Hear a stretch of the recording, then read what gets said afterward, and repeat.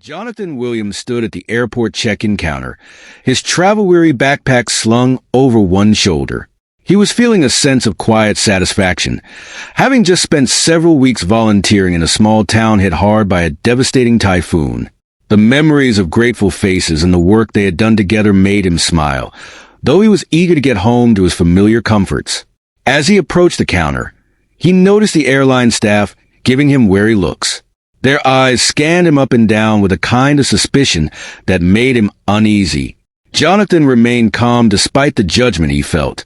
His simple white t-shirt and well-worn jeans, stained with dirt and hard work, clashed with the polished appearance of the airline employees in their neat uniforms. Still, Jonathan greeted them with a warm smile. "Good afternoon," he said in a gentle voice, doing his best to keep the mood light despite the cold reception.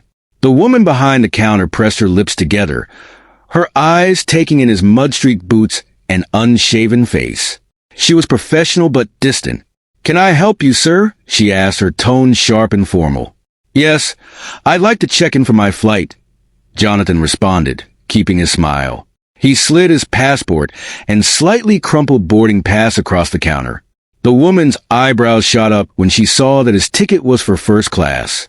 She looked back at Jonathan with clear confusion on her face. "Are you sure you're in the right line? This is for first-class check-in," she said, unable to hide her surprise. Jonathan felt a small pang of sadness. He knew immediately he was being judged based on his appearance. But instead of getting upset, he felt pity for the woman who couldn't see past his rugged look. He maintained his calm and offered her a soft, understanding smile. "Yes, I'm in the right place," Jonathan said kindly. "I may not look the part, but that is my ticket." The airline employee gave him a skeptical look, eyeing his ticket again as if it might be a mistake. She scanned it with the machine, which beeped in confirmation, but she still hesitated. "I just need to verify something," she said, her voice filled with doubt. "This is a first-class ticket. Are you absolutely sure there hasn't been an error?" Jonathan's eyes softened and he chuckled lightly. "No mistake," he replied gently. "I understand I don't look like your typical first-class traveler, but sometimes appearances can be misleading." The woman shifted in place, clearly embarrassed by her assumptions. She glanced again at Jonathan's muddy boots and back up to his face, which was still radiating kindness despite her earlier doubt. "I'm sorry, Mr. Williams," she said, her cheeks flushing with embarrassment.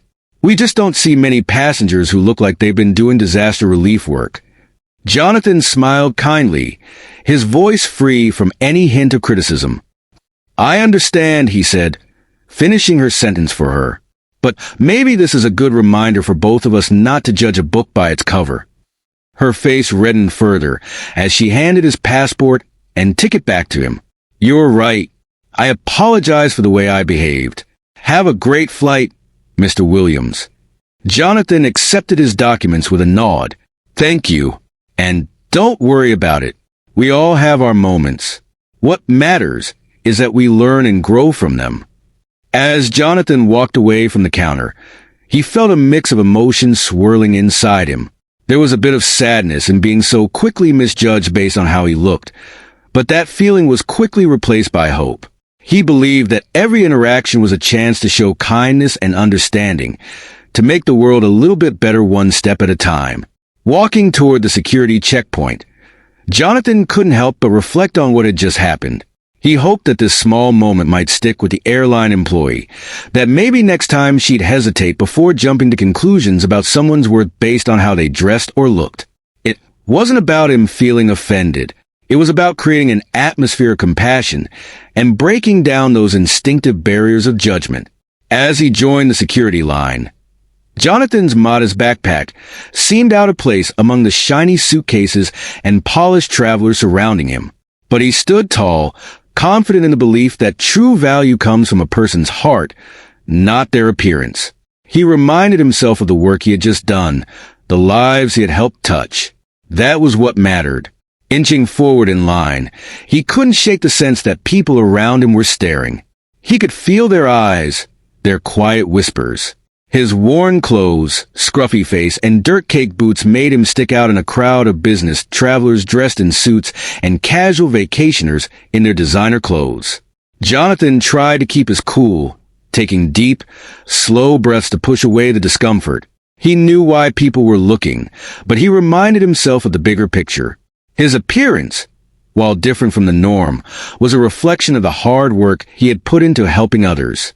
The line moved slowly but steadily, and as Jonathan inched closer to the security checkpoint, he kept his focus on the people he had left behind, the ones still rebuilding their lives from the storm.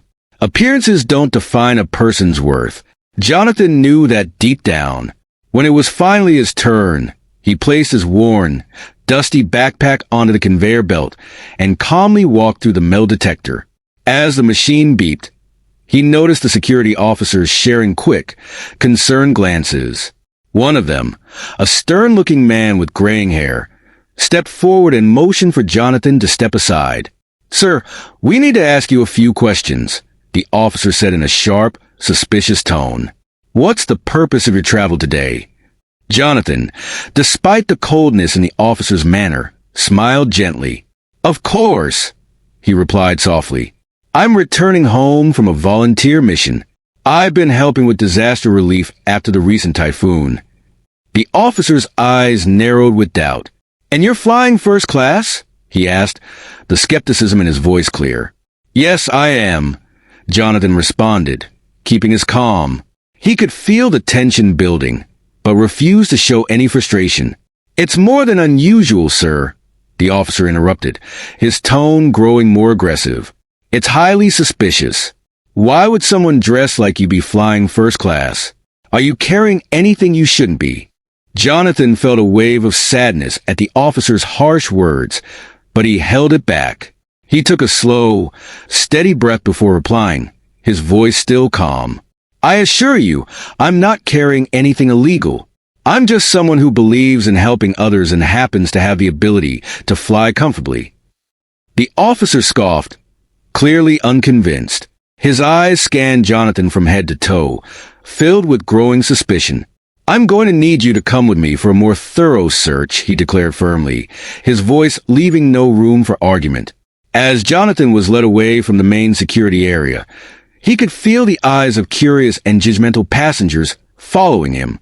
But even under this unfair treatment, he held his head high, reminding himself that this was a chance to show grace under pressure. They brought Jonathan into a small, windowless room for further questioning. The cold, sterile environment of stark white walls and the harsh glare of fluorescent lights only added to the tension. He sat down in a metal chair, facing a table where two security officers took their seats. "Mr. Williams," one of the officers began, his voice stern and authoritative, "we have some concerns about your travel arrangements. Can you explain why someone dressed like you would be flying first class?" Jonathan folded his hands calmly in his lap and took a deep breath before speaking. "I understand your concern," he said softly. "I've just returned from a volunteer mission, helping with disaster relief. My appearance may not fit what you expect from a first-class passenger, but I can assure you, everything is in order." The officers exchanged skeptical looks. The second officer, a sharp-eyed woman, leaned in closer. "And how exactly did you afford this ticket, Mr. Williams? It seems unusual." Jonathan felt a twinge of sadness at the implication behind her question, but he kept his gentle tone. "I'm fortunate enough to have the means to travel comfortably," he explained. "I choose to use my resources to help others. That's why I was volunteering in the first place." The first officer's eyes narrowed again. "We're going to need to see proof of your claims, sir. Do you have any documentation of this volunteer work?"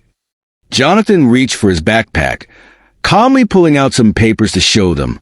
Just then, the door opened and 3 more security personnel entered the room.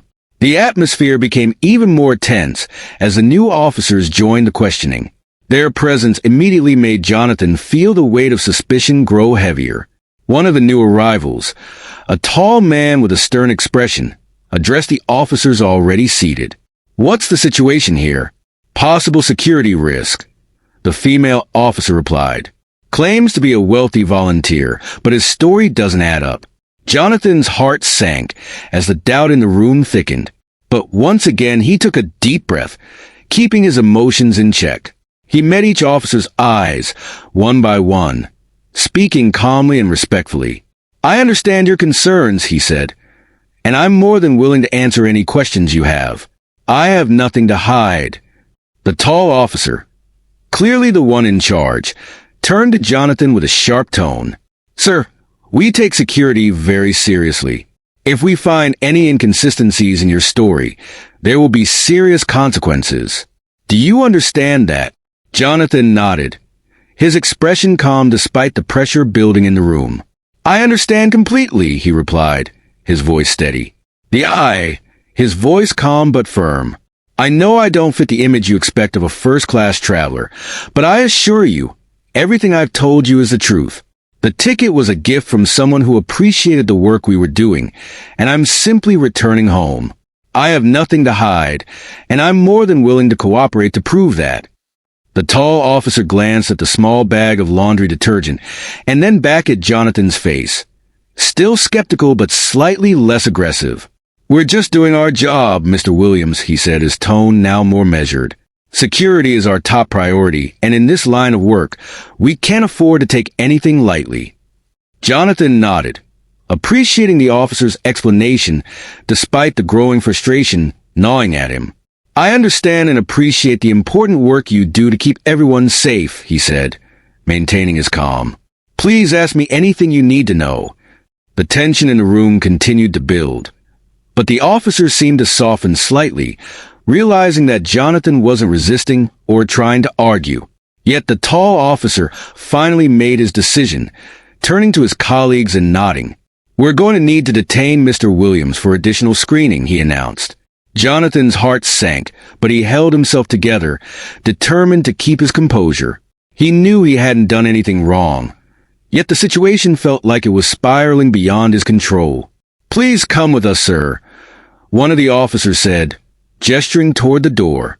Jonathan stood slowly, his legs feeling heavier with each step, but he responded quietly, "Of course. I'm happy to cooperate in any way I can." Surrounded by a group of officers, Jonathan was led out of the small room and back into the bustling airport terminal. He could feel the weight of countless eyes on him. The murmur of whispers and the occasional pointed finger followed him as they moved through the crowd. An elderly couple gasped as he passed.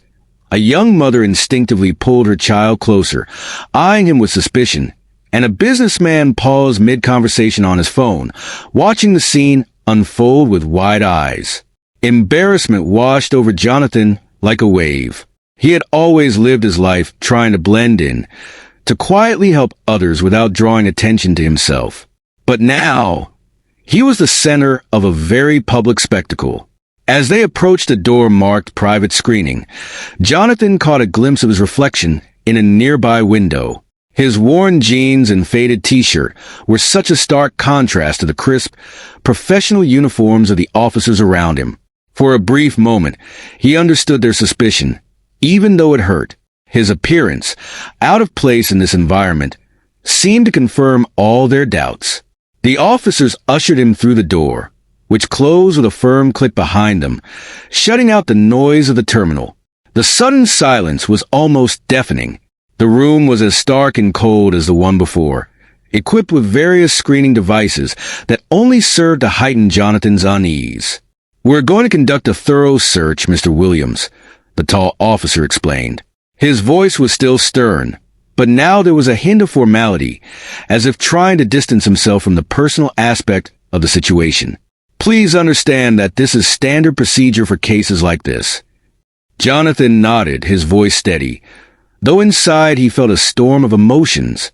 "I understand," he said softly. "I have nothing to hide, and I'm willing to do whatever is necessary to clear up this misunderstanding."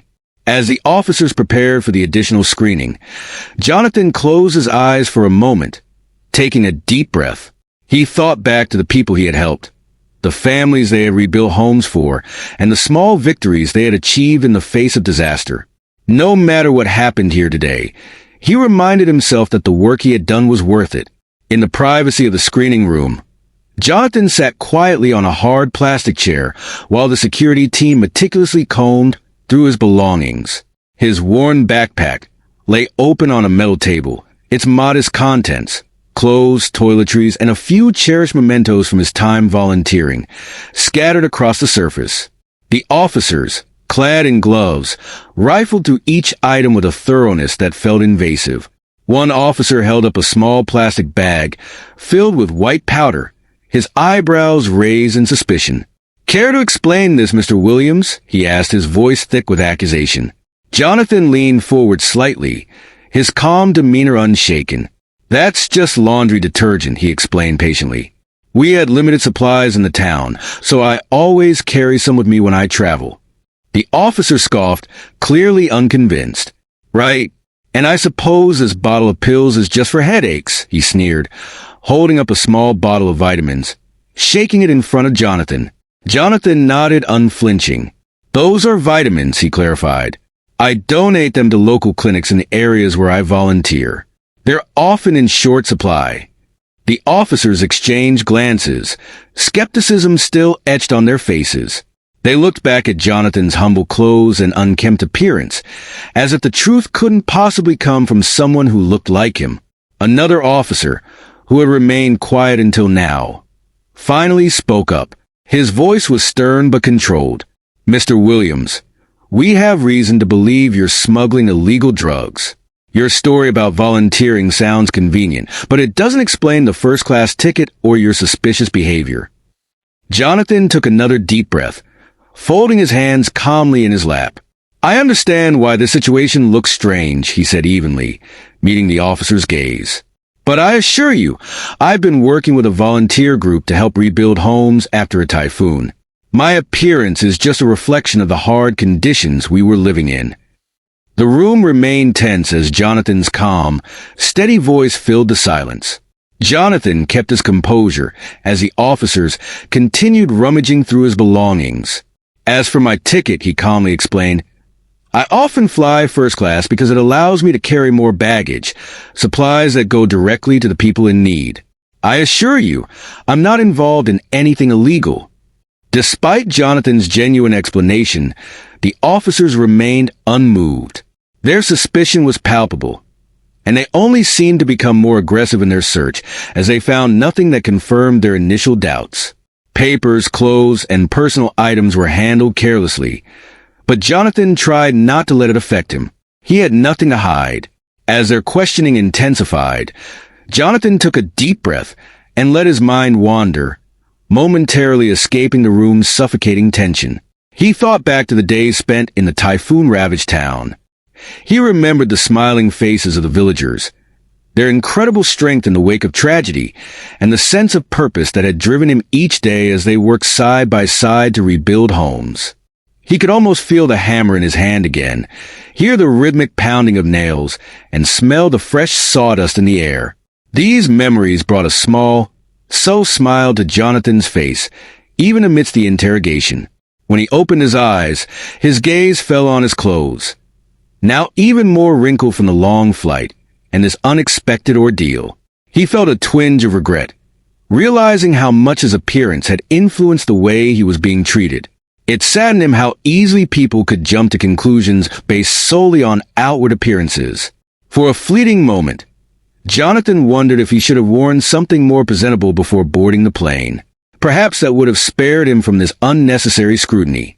But just as quickly as the thought appeared, he pushed it aside. His worn clothes were a symbol of the hard work and dedication he had poured into helping others.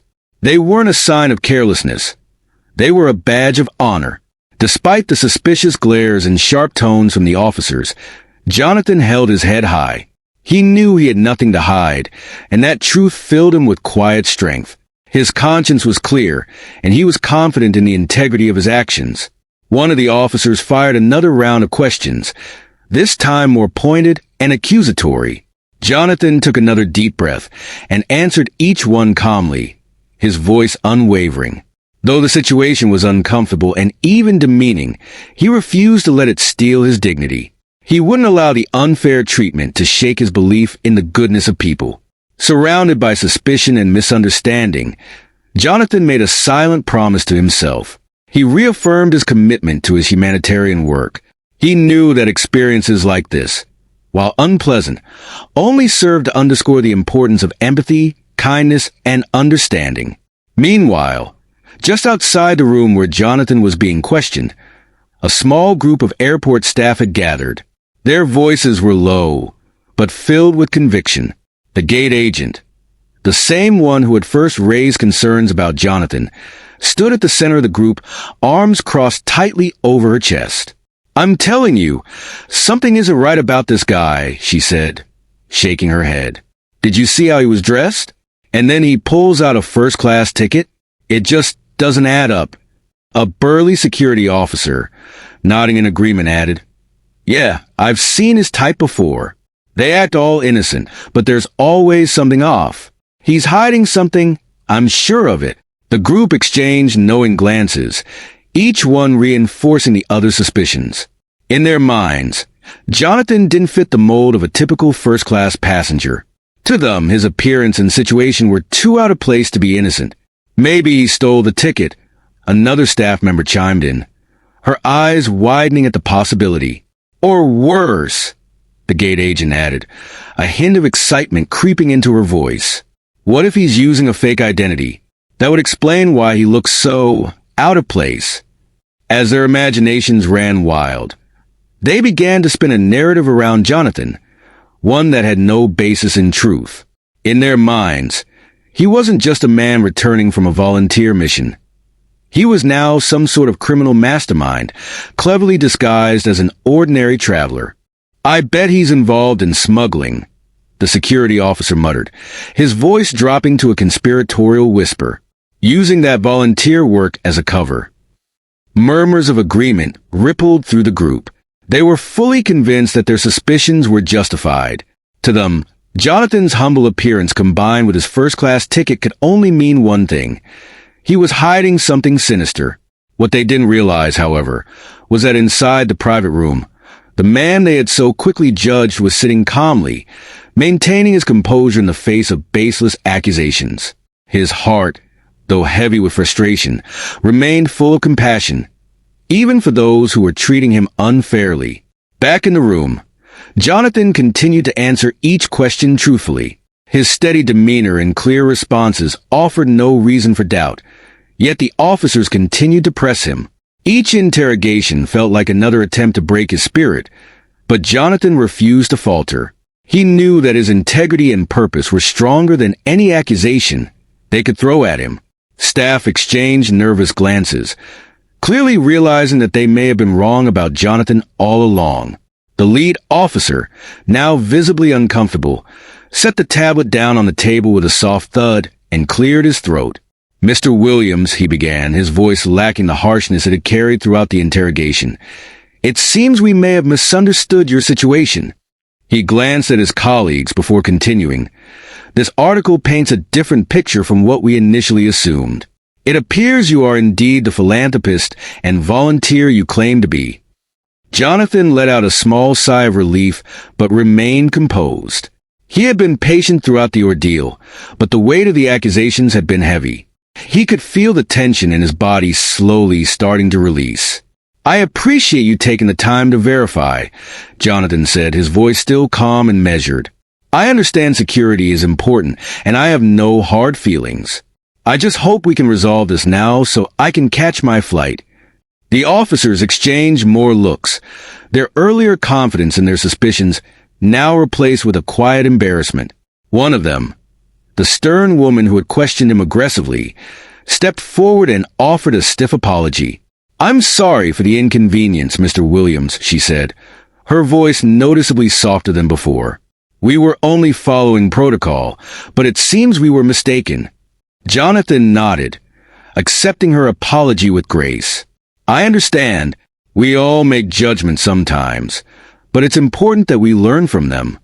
The lead officer, still holding the tablet with the article displayed, turned toward Cherry.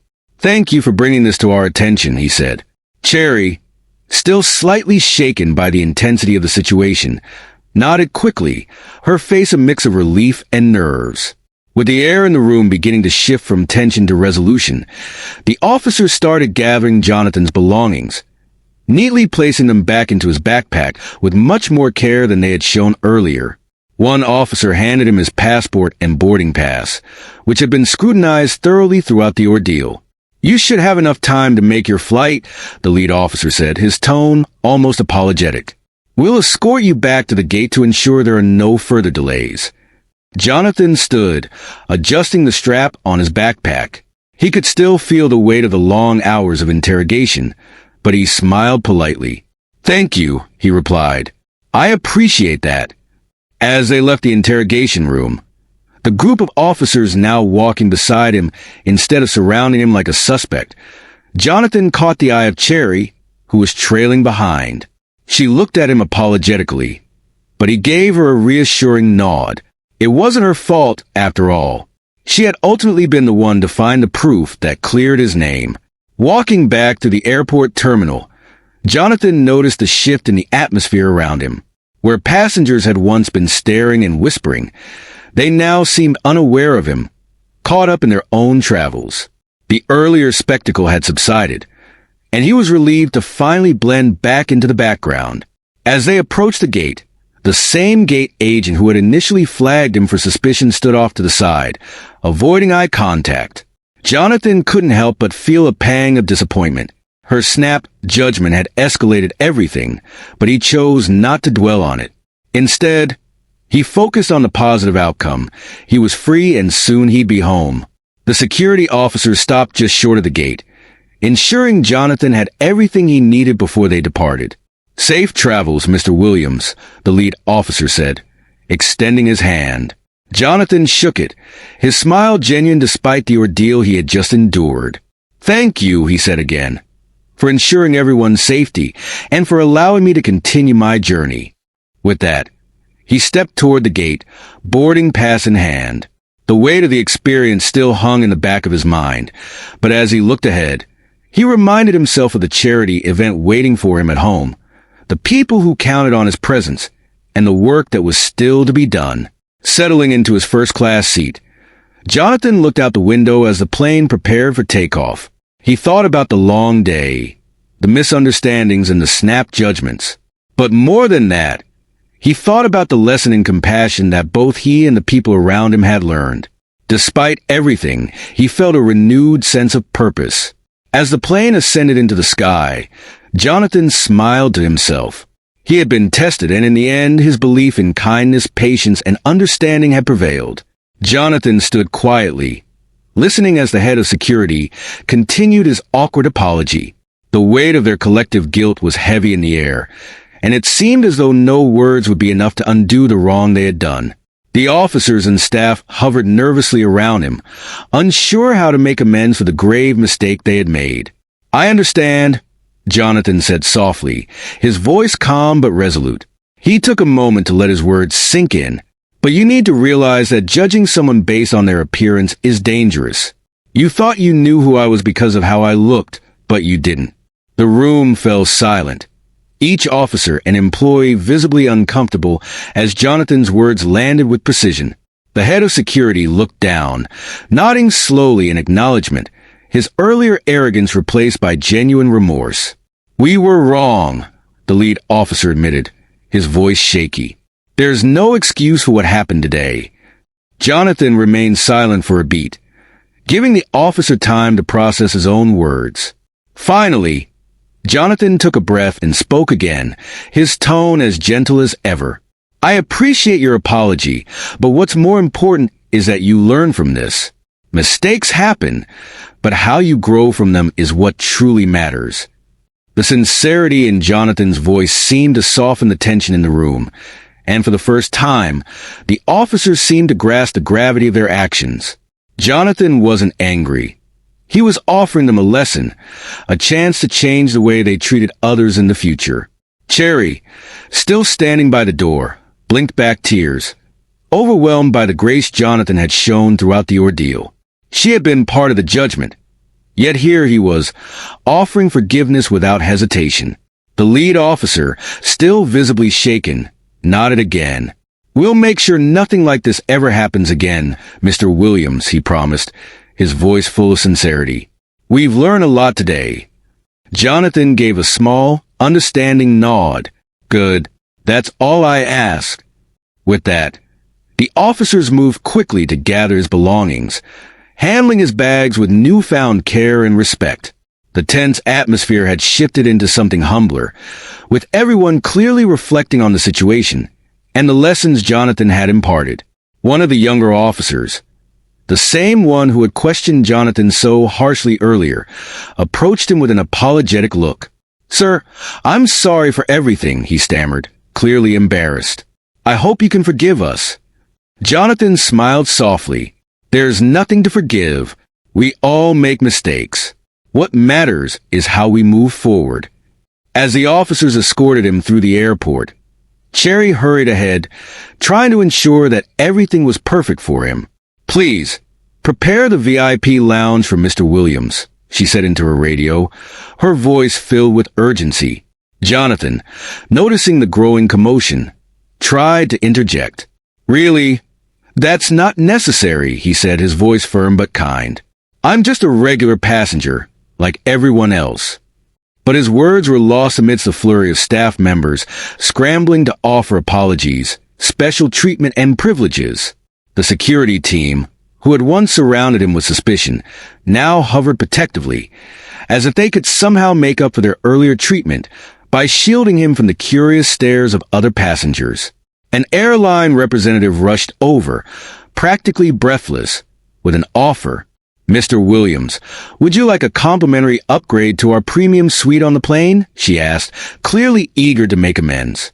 Jonathan shook his head gently, still maintaining his humble composure. "No, thank you," he said with a polite smile. "My seat is just fine."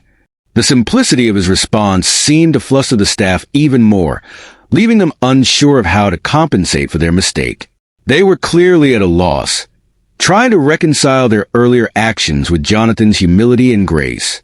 The head of security, still looking visibly uncomfortable, approached Jonathan once more. His earlier stern demeanor had crumbled completely, replaced with genuine regret. "Mr. Williams," he began, his voice low and full of remorse, "I want to personally apologize for how you were treated today. We made a terrible mistake, and there's no excuse for it." Jonathan looked at him quietly, his calm eyes fixed on the man before him. His face remained composed, though there was a quiet strength in his expression that spoke louder than words. He wasn't angry, but there was a clear message in his silence.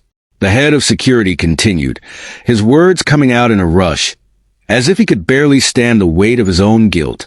"We didn't know who you were. If we had known about your humanitarian work, your contributions to disaster relief, we never would have treated you this way." Jonathan raised his hand gently, cutting the man's explanation short. His voice remained steady and kind as he nodded, acknowledging the apology without accepting the justification. "Sir," Jonathan began softly, "you don't need to justify your actions by who I am or what I've done. I understand you were doing your job, but the important thing here isn't my work or reputation. It's about treating everyone with respect, regardless of how they look or who you think they are." The head of security stood in silence, the weight of Jonathan's words sinking in. The room remained still, each person reflecting on the importance of what had just been said. Jonathan gave one final nod, signaling that the conversation was over. "Thank you for your apology," he said. "But remember, respect and kindness should be given to everyone, not just those you know about." As Jonathan walked away, leaving the security officers and staff behind, he felt a sense of peace. He had faced unfair treatment, but he had remained true to himself. And in the end, that was all that mattered. "Anything you ask," the gate agent said, his voice filled with desperation to make things right. Jonathan looked around at the gathering crowd, seeing the curious and remorseful faces, the growing recognition of his identity, and the realization of how unfairly he had been treated. He let out a small sigh and then spoke softly but clearly, making sure everyone could hear. "What I want," Jonathan began, his gaze steady, "is not upgrades or free flights. What I want is for you to treat every person with the same respect and dignity you're offering me now." The gate agent blinked, visibly taken aback by the simplicity of the request. "Of course, Mr. Williams," he stammered, clearly expecting something more tangible. But Jonathan raised a hand to silence him gently. "It shouldn't matter who someone is, how they're dressed, or what you assume about them. Everyone deserves to be treated with kindness and fairness, whether they're flying first class or coach, whether they're dressed in a suit or work clothes. That's what I want from you. That's the only way you can make this right." The crowd that had gathered around them fell silent, absorbing the weight of Jonathan's words. The security officers, the gate agents, and the passengers alike seemed to be reflecting on the lesson he had so graciously imparted. The head of security, who had been quiet for a while, stepped forward, visibly humbled. "You're absolutely right, Mr. Williams," he said, his voice full of regret. "We judged you unfairly, and it was wrong. We'll make sure this never happens again. Not to you or anyone else." Jonathan gave a small nod, satisfied with the response but not seeking praise. "Thank you," he said simply, his tone genuine. Around him, the atmosphere had completely transformed. Where there had once been suspicion and mistrust, there was now admiration and respect. The same passengers who had glanced at him with judgment earlier now looked at him with awe, recognizing not just his achievements, but the humility and wisdom with which he carried himself. A young woman, who had been watching the whole scene unfold, stepped forward hesitantly. "Mr. Williams," she said softly, "I just wanted to thank you, not just for the work you've done, but for showing us all how we should be treating one another." Jonathan smiled at her, nodding in acknowledgement. "Thank you. It's something we can all do. Treat each other with kindness. It doesn't cost anything, but it means everything." One by one, people in the terminal started clapping. It was a slow, tentative applause at first, but it grew as more passengers joined in, showing their appreciation not just for Jonathan's philanthropy, but for the grace and integrity he had displayed throughout the ordeal. Jonathan, ever humble, gave a small wave and smiled, but he didn't linger in the attention. He glanced at his watch, noting that his flight was still on time, and turned back to the gate agent. "I'd appreciate it if I could just board my flight now," he said, his voice gentle but firm. "That's all I really need." The gate agent, still reeling from the turn of events, nodded quickly. "Yes, of course, Mr. Williams. Right this way." With that, Jonathan was led to his gate, where he boarded quietly, slipping back into his role as an ordinary traveler. As he settled into his seat, he glanced out the window, the applause still ringing in his ears. He hadn't sought recognition or special treatment, only the chance to remind everyone of a simple truth: respect and dignity should be given to all, without exception. As the plane lifted off the ground, Jonathan reflected on the day's events. He had faced unfair treatment, but through it all, he had remained true to his values. And in the end, he hoped that the lesson learned by those around him would last far beyond his flight. "Williams, whatever makes you feel most comfortable," the gate agent said with a warm smile, clearly touched by Jonathan's humility.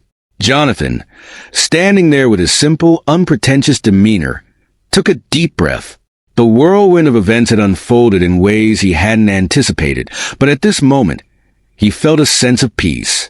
He had managed to turn a moment of misunderstanding and judgment into an opportunity for positive change. The staff around him, initially full of suspicion and doubt, were now looking at him with respect and admiration, not because of his status or wealth, but because of how he had handled the situation with dignity and grace.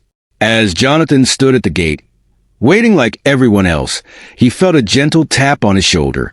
Turning around, he saw the young woman who had earlier whispered to her friend about him. She looked slightly nervous but determined. "Mr. Williams, I just wanted to say thank you," she said, her voice a bit shaky. "Not just for what you've done for people in need, but for how you handled everything today. It was inspiring to see someone treat such an unfair situation with so much kindness." Jonathan smiled warmly. "Thank you," he replied softly. "We all have the power to choose how we respond to difficult moments. I just hope today helps everyone realize how important it is to treat each other with respect." The woman nodded, visibly moved by his words, and returned to her place in line. As Jonathan watched her go, he noticed others looking at him with similar expressions of respect and admiration. It wasn't about fame or recognition for him. It was about spreading a message of kindness, humility, and understanding. When it was finally his turn to board the plane, Jonathan walked through the gate, greeted by more smiles from the staff who had earlier been so cold. He took his seat in first class, the same seat he had been assigned before all the commotion. As he settled in, he reflected on how much had changed in just a few hours. He glanced out the window as the plane prepared for takeoff, thinking about the suggestions he had made regarding sensitivity and diversity training. It felt good to know that something positive might come from this experience, not just for him, but for everyone who would pass through that airport in the future. The idea that every person, regardless of their background, appearance, or situation, would be treated with the dignity they deserved gave him a sense of hope. As the plane lifted into the sky, Jonathan felt a deep sense of satisfaction. He had faced judgment and unfair treatment, but instead of reacting with anger, he had chosen to respond with patience and understanding. And in doing so, he had reminded those around him of a simple yet profound truth. Everyone, no matter who they are or what they look like, deserves to be treated with respect and kindness. With that thought, Jonathan closed his eyes, ready to leave this chapter behind and continue his journey. Experience. What Jonathan Williams did, the activist began, was demonstrate the power of grace and resilience in the face of injustice. He didn't just respond with dignity. He used the situation to push for systemic change. That's the kind of leadership we need, and it's a reminder that everyone deserves to be treated with respect, no matter how they look or what assumptions people might make about them. The interview resonated deeply with viewers, sparking important conversations about bias and the need for sensitivity in all aspects of life. Many began to see Jonathan's experience not just as an isolated incident, but as part of a larger societal issue that required attention and action. Jonathan, who was never one to seek the limelight, watched the media coverage with a sense of humility. He appreciated the attention being brought to the issue, but he wasn't interested in being the center of the story. What mattered to him was that people were starting to talk about the need for change. That, to him, was the real victory. As days passed, Jonathan continued to receive messages from people who had been touched by his story. Many shared their own experiences of being judged unfairly, and they thanked him for standing up in a way that inspired change. Others reached out to express how his actions had prompted them to reconsider their own biases and how they treated others. One message, in particular, stood out to Jonathan. It came from a young man who worked at a different airline.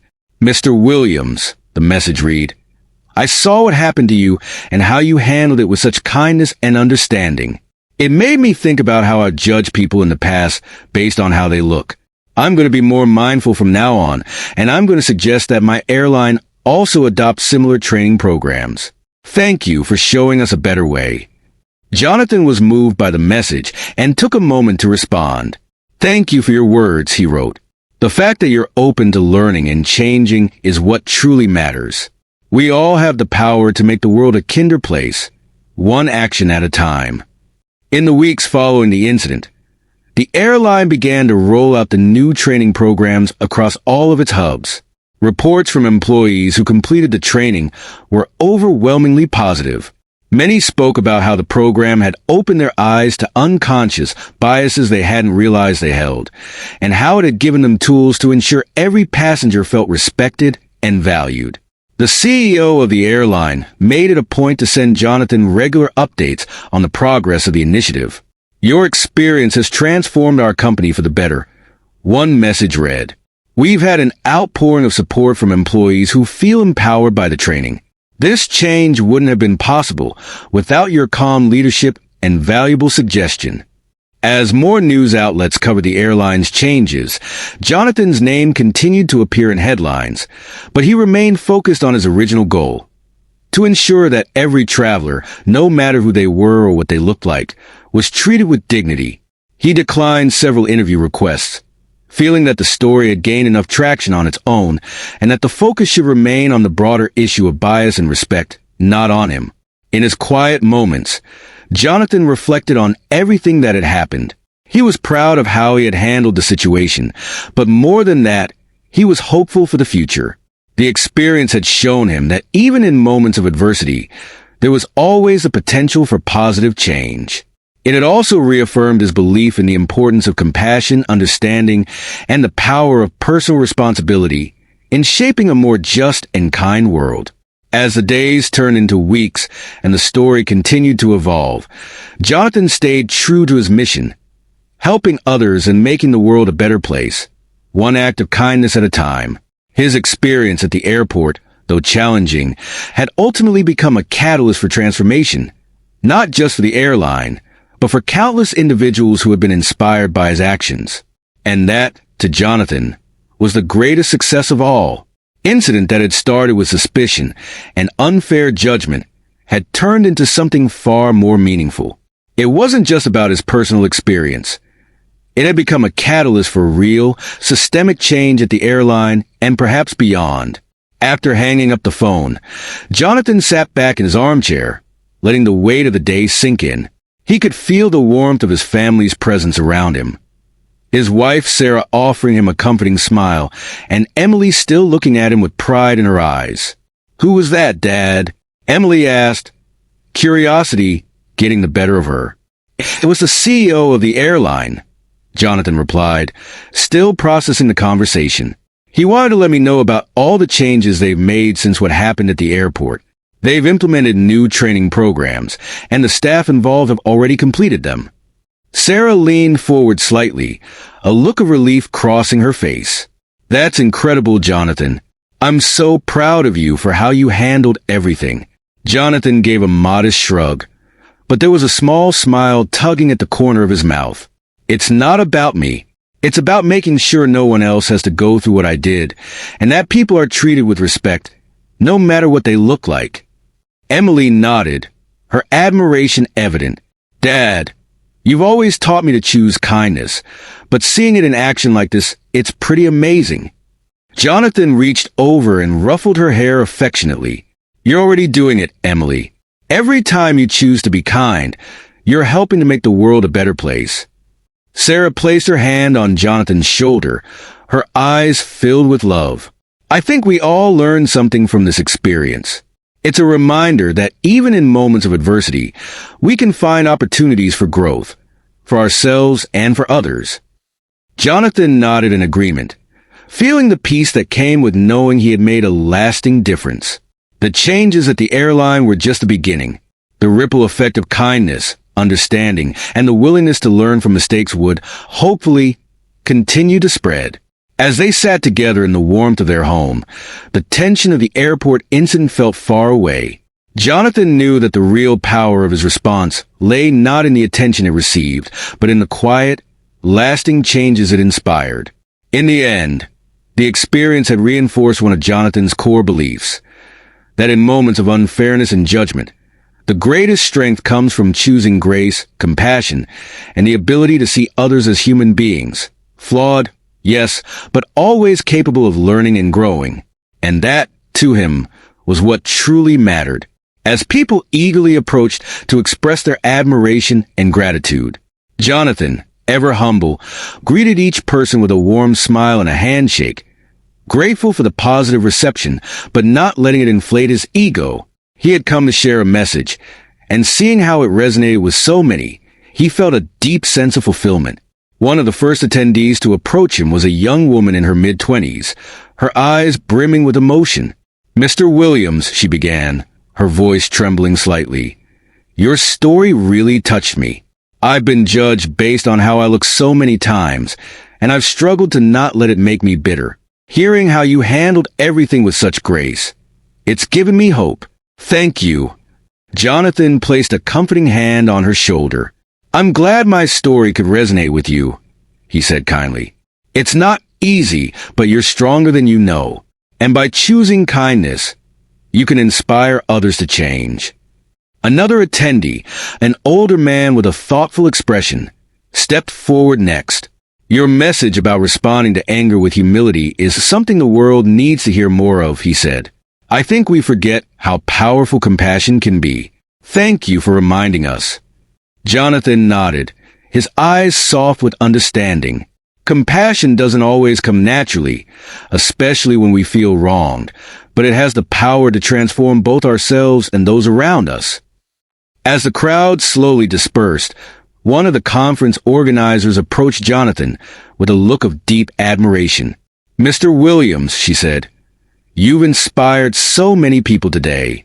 Your speech was exactly what we needed for this conference, authentic, heartfelt, and full of wisdom. I believe the ripple effect of your words will be felt for a long time. Jonathan smiled, though he was still slightly uncomfortable with all the praise. Thank you, he replied. But the real work begins now, with all of us. It's one thing to talk about kindness and respect, but living it in our everyday actions is what really matters. The organizer nodded in agreement. Absolutely. I think you've planted the seeds for that today. As the evening drew to a close and Jonathan prepared to leave, his phone buzzed in his pocket. It was a message from his daughter, Emily. Asterisk, how did it go, Dad? I'm sure you were amazing. Asterisk. Jonathan smiled softly to himself as he replied. Asterisk, it went well, sweetheart. I think we're helping people see things in a new light. Asterisk. As he walked out of the conference hall, Jonathan felt a renewed sense of purpose. The experience at the airport had been difficult, but it had turned into something far more meaningful than he could have imagined. Through sharing his story, he had shown others the power of kindness and the importance of seeing beyond appearances. And now, as he headed home, he felt confident that the lessons from that experience would continue to grow, not just within the airline that had changed its practices, but within the hearts of everyone who had listened to his message that day. Jonathan knew that the journey wasn't over, but it was moments like these that made it all worthwhile. With humility, compassion, and a quiet determination to make the world a better place, he would keep moving forward, knowing that even the smallest acts of kindness could create waves of change. Constant reminder of the resilience of the community. Jonathan's heart swelled with pride as he saw volunteers, both local and international, working together to rebuild what had been lost. The sight of people from different walks of life, united by a shared purpose, filled him with a renewed sense of hope and determination. As he approached the volunteer center, he was greeted with familiar faces, both villagers and volunteers who remembered him from his previous visit. They smiled and waved, and Jonathan waved back, grateful to be part of such a resilient community. Inside the volunteer center, the energy was palpable. People were busy organizing supplies, coordinating efforts, and sharing stories about the progress they had made. One of the coordinators, a woman named Carla, spotted Jonathan and rushed over, her face lighting up with excitement. Jonathan, it's so good to see you again, she exclaimed, giving him a warm hug. We've heard so much about everything that's been happening back home. Your story, it's inspired so many people. Jonathan smiled, feeling slightly overwhelmed by the attention, but grateful for the connection. It's good to be back, he said, his voice filled with emotion. I've missed this place, and I'm ready to help wherever I'm needed. Carla nodded eagerly. Well, we've got plenty of work to do, but before we get started, I have to tell you, since the story about your experience with the airline spread, we've had a surge in volunteers. People have been inspired by your actions and the new Williams Humanitarian Flight Program. It's been amazing. Jonathan felt his heart swell once again. That's incredible. I never imagined things would grow like this. It's a reminder that even small actions can lead to big changes. Carla smiled and nodded. Absolutely. You've shown people that kindness, humility, and resilience can create ripples that spread far beyond what we can see. As they walked through the center, Jonathan couldn't help but notice the diversity of the volunteers. People of all ages and backgrounds, from different countries and cultures, all working together with one goal in mind: to help those in need. Over the next few days, Jonathan threw himself into the work, just as he had done before. He helped rebuild homes, distributed supplies, and spent time with the villagers, listening to their stories and offering words of encouragement. He found solace in the physical labor, the shared meals, and the laughter that echoed through the streets as people came together in the face of adversity. One afternoon, as Jonathan was working on the roof of a newly rebuilt house, he was approached by a young volunteer who had recently arrived. The man looked nervous but determined as he climbed up to meet Jonathan. "Mr. Williams?" the young man began, his voice filled with admiration. "I just wanted to say thank you. I'm here because of you. I read about what happened at the airport, and it made me realize that I've been waiting too long to do something meaningful.